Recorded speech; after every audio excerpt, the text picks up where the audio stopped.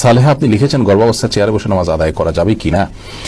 আল্লাহ পাক সূরা বাকারার 286 নম্বর আয়াতে বলেছেন, লা ইউকাল্লিফুল্লাহু নাফসান ইল্লা উসআহা, মানুষকে আল্লাহ তাআলা তার সাধ্যের বাইরে কোনো কিছু চাপিয়ে দেন না।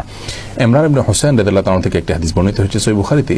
তিনি একবার নবী সাল্লাল্লাহু আলাইহি ওয়াসাল্লামের কাছে বলেছেন, ইয়া রাসূলুল্লাহ, আমি এমন একটা রোগে আক্রান্ত যে রোগটা আপনার আমরা যেটাকে একশিরা বা যেটাকে আপনার পাইলস বা এই জাতীয় অ্যানাল ফিসার জাতীয় রোগ বলতে পারি, এরকম একটা রোগের কথা তিনি বললেন। তখন নবী করিম সাল্লাল্লাহু আলাইহি ওয়াসাল্লাম তাকে বললেন, তিনি বললেন যে অবস্থা আমার সালাত পড়তে কষ্ট হয়। তখন তিনি বলেছেন, তুমি দাঁড়িয়ে সালাত আদায় করো যদি পারো, আর যদি না পারো তাহলে বসে পড়বে, আর না হলে তুমি কাত হয়ে বা শুয়ে পড়বে। তো এই হাদিস থেকে আমরা স্পষ্ট জানতে পারি অসুস্থতাজনিত কারণে যদি কেউ সালাত যথাযথভাবে সঠিকভাবে দাঁড়িয়ে যথানিয়মে পড়তে না পারেন, তাহলে তিনি যেভাবে পারেন সেভাবে আদায় করবেন।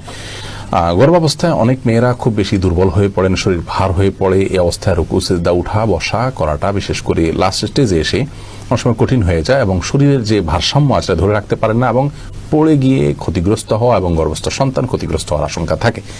এরকম যদি অসুস্থ কোনো মা থাকেন এবং এই পর্যায়ে চলে যায়, তাহলে সেক্ষেত্রে তিনি যদি দাঁড়ানো থেকে চেয়ারে বসতে পারেন, চেয়ার থেকে দাঁড়াতে পারেন, এটুকু পারেন, তাহলে দাঁড়িয়ে সালাত শুরু করবেন। রুকু সিজদার সময় চেয়ারে বসে ইশারা রুকু সিজদা এবং বৈঠক এগুলো সব করবেন।